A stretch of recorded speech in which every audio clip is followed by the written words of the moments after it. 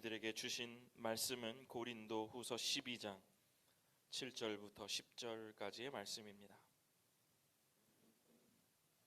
고린도 후서 12장 7절부터 10절까지의 말씀. 여러분과 제가 함께 읽겠습니다. 많지 않아서 오늘은 함께 합독하십시다. 고린도 후서 12장 7절부터 10절까지 시작.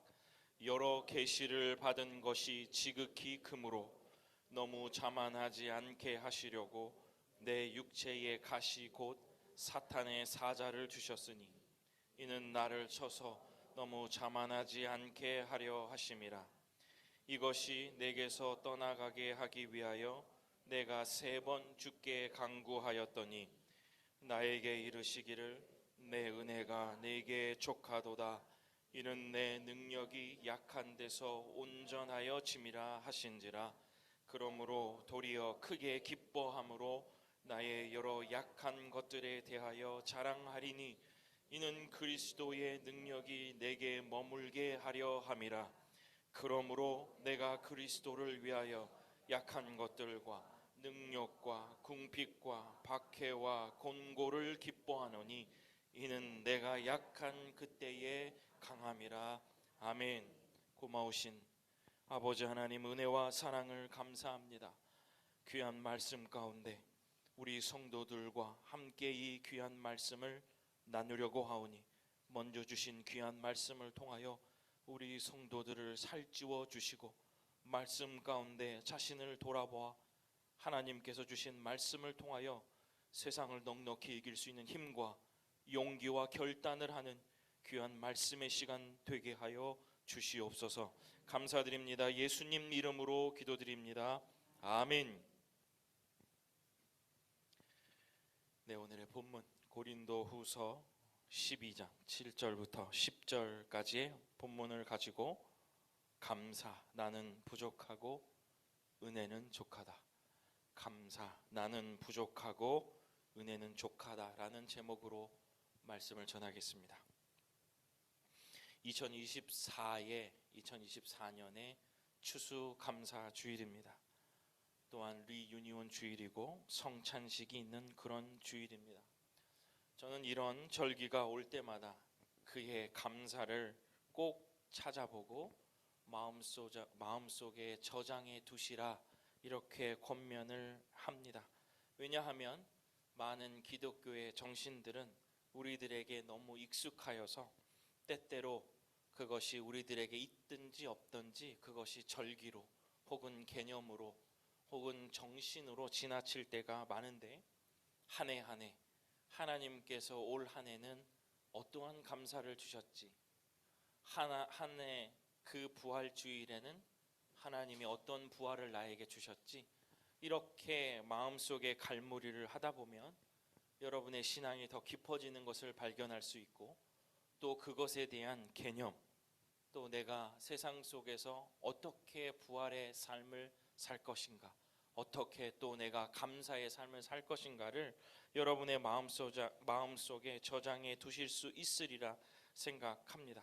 절기에 따라 여러분들이 느끼는 그 강도가 다르고, 예를 들면 오늘도 감사가 깊은 감사, 그저 그냥 감사가 있을 수 있는데, 이러한 감사를 마음속에 갈무리를 해두면 여러분의 감사가 또 한 번 질 높은 감사로 이어질 것이다, 그런 생각을 합니다. 그래서 저는 항상 이런 절기가 될 때마다 우리 성도들에게 그 해의 감사, 그 해의 부활, 그 해의 맥주 감사를 여러분의 마음속에 꼭 기억하라라고 말씀드리는 겁니다. 사랑하는 주님의 성도 여러분, 2024 추수 감사 주일입니다. 여러분 오늘 주일 예배로 오시며 어떤 감사를 가슴에 품고 오셨습니까?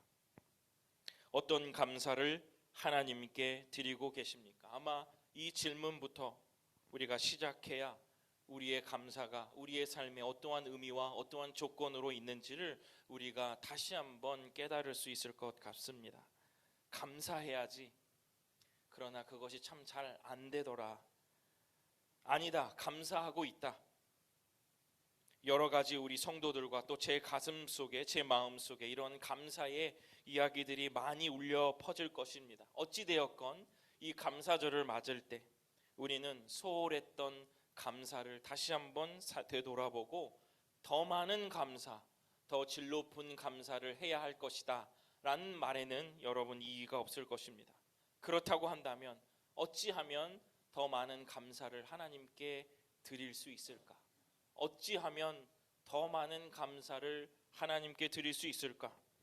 저는 오늘 본문 고린도후서에서 나타난 바울 사도의 신앙 고백을 따라서 거기서 우리의 감사의 조건이요, 우리 감사의 이유를 찾아보려고 합니다.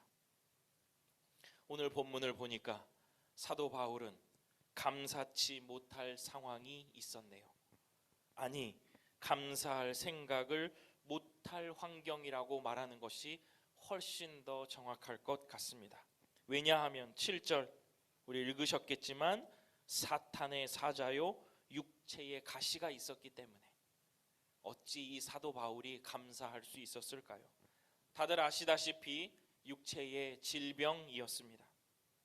다 있을 것 같던 바울 사도의 부족함이었지요. 이것이 더 크게 다가오는 이유는 사도 바울은 사람들을 치료해 주는 사람이었습니다. 사람들의 아픔을 치료하고 실제적으로 병 고치는 은사를 가지고 사람들을 고쳐주는 사람이었죠. 심지어는요, 위층 계단에서 졸고 있던 청년이, 설교를 듣던 청년이 떨어져 죽었을 때 죽은 사람을 살릴 만한 살리는 능력을 가지고 있었던 사도 바울이었어요. 그런데 정작 자기는 고치지 못했다. 정작 자기는 아픔 가운데 있었다는 거예요. 여러분, 얼마나 이것을 위해서 사도 바울이 기도했겠습니까? 얼마나 주의 사역의 걸림돌이라고 애처롭게 하나님께 기도했겠습니까? 그러나 그렇게 기도를 했는데도 3번 오늘 간구하였더니 이렇게 나오죠.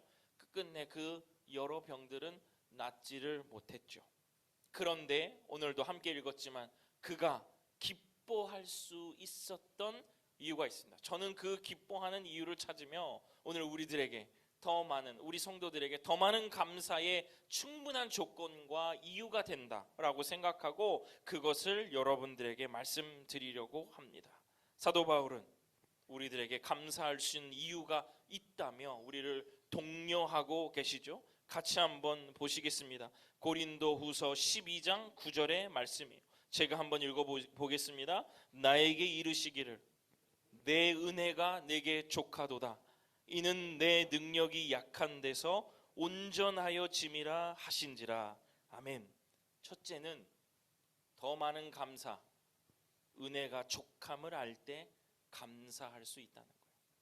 근데 너무 뻔한 얘기 같죠. 은혜가 족함을 알 수 있다라는 것은 바로 그 뒤에 힌트가 있습니다. 뭐냐면 내 능력이 약하다라고 인정하는 겁니다. 은혜가 족해요. 그러면 대부분 아니요, 더 주셨으면 좋겠습니다. 나의 소원과 나의 기도의 제목을 더 충족해 주셨으면 좋겠습니다. 그런데 이것까지 갈 때는 나의 약함을 인정하는 것이 더 우선 과제이라는 거예요. 여러분, 그런데 이것도요. 사실 내 능력이 약하다는 것을 인정하는 것은 어려운 일입니다. 저는 그런 것 같아요. 어떻게 하면 그럴 수 있을까요? 여러분, 약함을 인정하는 것은 바로 이런 것입니다. 제가 예전에 설교를 하다가 한번 말씀을 드린 적이 있어요. 전도의 예를 한번 들어보겠습니다. 어떤 분이 한 사람을 전도하고 싶었습니다. 그래서 그 사람에게 하나님의 복음을 전하기 시작했어요. 그랬는데 얼마 되지 않아 그 사람이 그 복음의 말씀을 듣고 한 번에 고백해가지고 예수를 믿기 시작했어요. 너무 멋진 일이죠. 여러분, 누구의 역사입니까? 하나님 역사입니다. 그렇죠? 하나님 역사이고 누가 잘한 겁니까? 하나님이 잘하신 겁니다. 그런데요, 그 다음은요 없나요? 하나님 하신 일이니까 말할 수 없어요? 전한 사람이 잘한 거죠. 저란 사람이 잘한 거 아니겠습니까?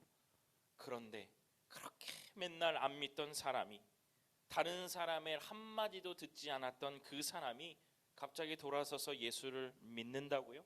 어찌 그런 일이 일어났을까요? 하나님의 강권적인 역사입니까? 하나님이 그냥 나의 기도를 너무너무 잘 들어주셔서 그러셨던 것 같습니까? 여러분 한번 생각해 보십시오. 그런 일은 왜 일어났을까? 나의 약함을 인정한다라고 하면서 제가 여러분에게 예를 드는 거예요. 나의 약함을 인정하는 거예요. 그 전에, 오래전에 그 사람을 위하여 누군가가 기도했던 겁니다. 아주 오래전에 그 사람에게 밥을 사면서 예수님을 말했던 겁니다. 예수 믿는 사람 때문에 된통 당하기도 했어요. 정말 빠져나오기 힘든 일이 있었는데 어느 때는 예수 믿는 사람 때문에 그것을 빠져나온 경험이 있었어요. 그렇게 이리저리 예수의 말씀을 듣고 예수의 사람들을 만나고 예수의 환경 속에 있다가 여러분의 기도와 여러분의 타이밍에 하나님이 여러분에게 복을 주셔서 그가 복음을 받아들이게 된 거예요. 그렇게 믿어야 된다는 거예요.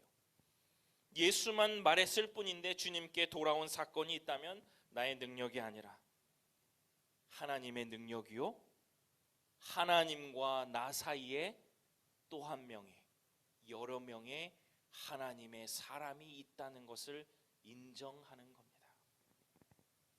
그래야 내가 가지고 있는 능력, 나의 언변, 내가 가지고 있는 백그라운드가 그런 결과를 가져오지 않았다라고 인정할 수 있어요.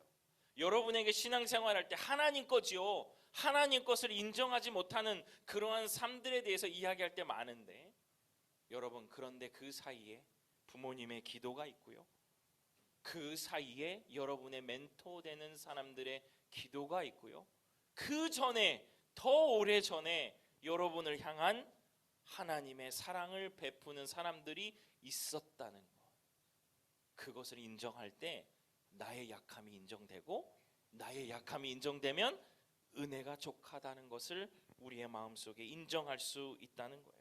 여러분 이러한 감정들 속에요, 우리가 만약에 그러한 일들과 그러한 일들이 우리의 삶의 경험으로 있다면 여러분 이것들이 다 지나고 나서 끝에 여러분에게 드는 생각이 무엇이겠습니까? 감사입니다. 감정적으로도 감사하고 우러러 나오는 것도 감사해요. 하나님, 그 일을 이루신 일들이 하나님이시죠. 저를 사용하셨지만 그 사이에 하나님의 사람들을, 여러 사람의 수고와 여러 사람의 노고를 통하여 이런 일이 일어났군요 라고 인정하게 된다면 여러분에게는 반드시 감사가 일어날 것입니다. 더 많은 감사 어떻게 할 것인가? 족함을 아는데 그 족함을 아는 조건은 내가 약함을 인정하는 거예요. 내가 다 했다라고 생각하지 않는 거예요.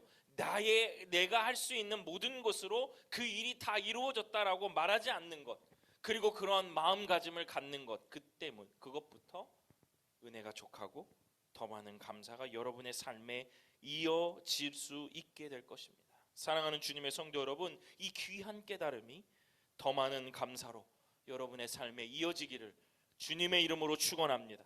하나 더 있습니다. 두 번째는 약한 것을 자랑할 수 있을 때 더 많이 감사할 수 있습니다. 첫 번째는 은혜가 족할 때, 나의 약함을 인정할 때. 두 번째는 나의 약한 것들을 자랑할 수 있을 때 더 많이 감사할 수 있다. 고린도후서 12장 9절 하반절입니다. 그러므로 도리어 크게 기뻐함으로 나의 여러 약한 것들에 대하여 자랑하리니 이는 그리스도의 능력이 내게 머물게 하려 함이라. 아멘. 또 힌트가 있죠. 약한 것들을 자랑할 수 있는 이유가 있어요. 여러분 한번 찾아보십시오. 바로 뒤에 있어요. 약한 것들을 자랑할 수 있는 이유가 있습니다. 왜 그러냐면 주의 능력이 내게 머물기 때문에 자랑할 수 있는 거예요. 주의 능력이 머무는 것이 우리의 삶의 인생의 목표가 있잖아요. 주님이 나와 함께 하신다면, 그렇죠? 그렇다고 한다면 왜 자랑할 수 있는가? 자랑하지 않으면 주의 능력이 가버린다고. 자랑하면 그 능력이 나에게 머문다는 겁니다. 무슨 말입니까? 약한 것들, 걸림돌들, 이해하지 못하는 것들을 자랑한다. 왜요? 그리스도의 능력이 계속 나에게 머물고 있으니까. 여러분, 이것입니다. 그리스도의 능력이 머무는 것, 무슨 말입니까? 쉽게 말하면 여러분 잘 아시는 단어예요. 주와 동행하는 겁니다. 그리스도의 능력이 내 삶에 머무는 것은 주님이 나와 동행하고 계신다는 거예요. 주님이 언제나 나의 삶에 동행하고 계신다면 저는 걱정 없습니다. 무섭지 않아요. 저는 누가 와도 무섭지 않습니다. 여러분도 그러지 않으시겠습니까? 주님이 여러분의 곁에 계신다는 것이 여러분의 마음속에 확신 있게 있다면 무엇이 겁나고 무엇이 두렵겠습니까? 여러분, 주가 나와 동행하신다는 말이 무슨 말씀입니까? 무슨 말입니까? 저는 이것에 대한 굉장히 선명한 이미지가 있습니다. 여러분 한번 들어보세요. 우리가 선택의 기로에 서잖아요. 그죠? 그런 거 저는 목사가 돼서 많은 성도들과 많은 저의 제자들, 믿는 또 주변의 사람들에게 이 선택의 기로에 섰을 때 기도 부탁을 받을 적이 많이 있습니다. 근데 저는 답이 있어요. 그들이 무엇을 요구하든지 저는 제 마음속에 답이 있습니다. 그들이 저에게 물어보는 것은 약간 이런 거예요. 하나님, 할까요? 말까요? 하나님, 이것인가요? 저것인가요? 이런 것들이에요. 근데 여러분 잘 생각해 보십시오. 우리가 기도를 하고 있건 응답이건 응답이지 않건, 저는 그 응답에 대한 어떤 그런 것들이 사실 그것이 응답이었습니다라고 대답하는 것은 일의 끝에서 말할 수 있는 겁니다. 내가 응답을 받고 시작한다? 잘 모르겠어요. 저는 그런 신앙은 아니어서 제가 하나님 앞에 최선을 다해 어떤 순간에 그 기도함으로 마음에 꽉 차는 순간이 있거든요. 그러면 합니다. 왜 그러냐면 내가 어떠한 선택을 하든지 하나님은 완벽하게 그 일을 이루실 거라는 굉장히 강한 믿음의 확신이 생겨요. 저는 그렇다고 한다면 하나님 말까요? 할까요의 질문은 떠납니다. 그거는 다른 스테이지인 것 같아요. 합니다. 해요. 내가 그 결정이, 이런 생각이 마음속에 있어요. 하나님, 제가 이 결정이 잘못되었더라도, 이 결정이 저의 잘못 치기 어린 선택일지라도 하나님께서 저에게 은혜를 주셔서 완벽하게 그 일을 마무리하실 것이다 라는 강한 믿음이 저에게 있어요. 그러면 하는 겁니다. 맞아떨어진다 말할 수 있고 패착이었다 말할 수 있을 그런 순간에도 죄가 된다면 당연히 회개하고 돌아서고 하지 말아야 되겠죠. 그런데 여러분, 항상 말씀드리지만 현재의 우리는 그 결과를 알 수 없고 끝에 가서야 알 수 있어요. 근데 그 시작에도 그 끝을 보고 계시는 분이 계신다고 했잖아요. 누구예요? 하나님은 이 시작에도 그 끝을 알고 계셔요. 그래서 하나님이 주저하시는 것 같아도 하나님은 정확하게 그 일들을 알고 계십니다. 그럼 여러분도 주저하는 게 맞아요. 하나님이 주저하고 계신다면 여러분도 주저하고 있는 게 맞습니다. 오늘 우리의 선택이 어떤 결과를 가져오는지 우리는 도통 알 수 없습니다. 그러니까 우리는 정말 애타죠. 그런데 여러분, 걱정할 필요가 없습니다. 주님이 우리와 동행하고 계신다면, 주의 능력이 내 안에 머물고 있다면 지금의 여러분의 모든 선택은 하나님의 결과에 완벽하게 맞아 떨어질 것입니다. 혹시 어떤 결정함에 실수를 했을 수도 있을 것 같아요. 그러나 가장 좋은 결정이 아니었을 수도 있을 것 같습니다. 그러나 여러분, 주와 동행함 속에 있다는 것은 이 모든 결정과 선택 사이에도 하나님은 역사하셔서 이 결정이 비록 잘못된 결정이더라도 하나님은 놀랍도록 그것을 복으로 바꾸시어 우리로 하여금 새로운 인생으로 살게 하신다는 믿음, 이것이 바로 주와 동행한다는 것입니다. 주의 능력이 머물고 있다는 말입니다. 그러니 지금 더 많이 감사할 수 있어요.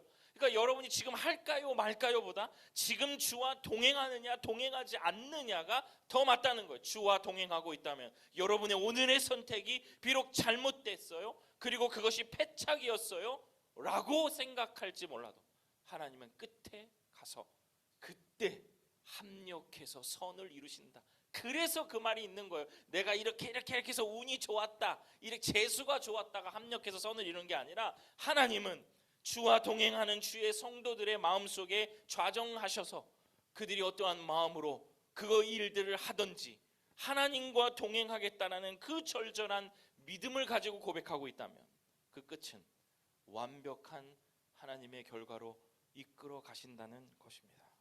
그러니 지금 감사할 수 있습니다.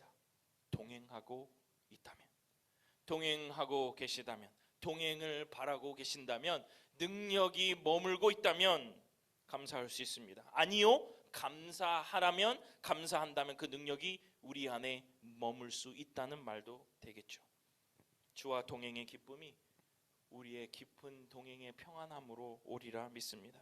사랑하는 주님의 성도 여러분, 이 동행의 복이 함께 하셔서 더 많은 감사를 하게 되시는 오늘 주일 되시기를 간절히 축원합니다. 말씀을 마칩니다. 사랑하는 성도 여러분, 감사의 주일 매일매일 감사해야지만 그렇지 못했다면 오늘 감사절을 통하여 다시 시작하십시오. 내 감사의 생활이 조금 무너졌다면 다시 생각하십시오. 다시 시작하십시오. 다시 감사할 힘을 얻는 오늘 주일 되시기를 간절히 축원합니다. 눈을 크게 뜨고요. 저 오늘 기도 이렇게 했습니다. 하나님, 선명한 눈을 주십시오. 선명한 눈을 뜨면요, 우리의 온 삶의 일순 매 순간이 감사의 조건으로 더 많이 보이게 될 것입니다. 모세에게 주셨던 그 생생한 눈이 여러분에게 임하셔서 감사의 조건들을 찾아 누리시는 귀한 주의 성도들 되기를 바랍니다. 더 많은 감사는 은혜가 족할 때, 느낄 때 시작됩니다. 내가 약함을 아는 것이라 말씀드렸어요. 이것은 나 혼자서 이루어지지 않는다라는 것이에요. 나 혼자서 이루어지지 않는 거다. 목사님을 통해서, 권사님을 통해서, 집사님을 통해서, 나의 사랑하는 성도들을 통해서, 누군가의 수고와 노고를 통해서 이러한 일이 이루어질 수 있다라고 생각하는 것, 나만이 할 수 있다라고 생각하는 것을 버리는 것부터 은혜가 족함을 느낄 수 있고 내가 약함을 느낄 수 있게 된다는 겁니다. 또한 더 많은 감사는 주님과 동행함을 깨닫는 것입니다. 내 선택이 맞고 틀리고가 아니라 그 문제에 집착하는 것이 아니라 그 결정의 결과만을 힘쓰는 것이 아니라 다시 무릎 꿇고 앉아서 하나님, 주님과 동행하는 삶을 살기를 원합니다. 이 기도가 맞다는 거예요. 주님과 동행하게 하여 주옵소서. 목사님, 그거 어떻게 할까요? 주님과 동행하는 거 제가 어떻게 알겠습니까? 알 수 있습니다. 기도하고 하나님 앞에 앉아 있을 때 아주 적은 햇빛과 아주 적은 사람의 위로의 말들을 통하여, 자녀를 통하여, 사람들의 눈빛을 통하여 하나님은 분명히 말씀하고 계세요.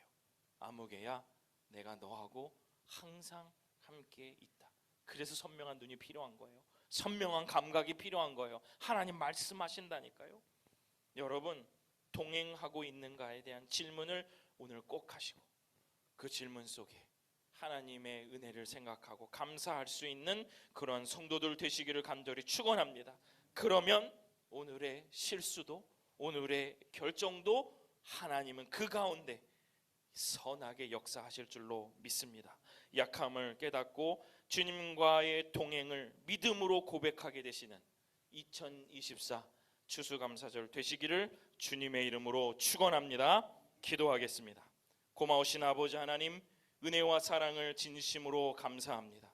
하나님께서 우리들에게 은혜가 족함을 알게 하여 주시고 또 우리들에게 주님과 동행함을 깨닫는 은혜를 주시는 그 은혜를 따라 하나님 앞에 감사할 수 있는 주의 귀한 성도들 되게 하여 주옵소서.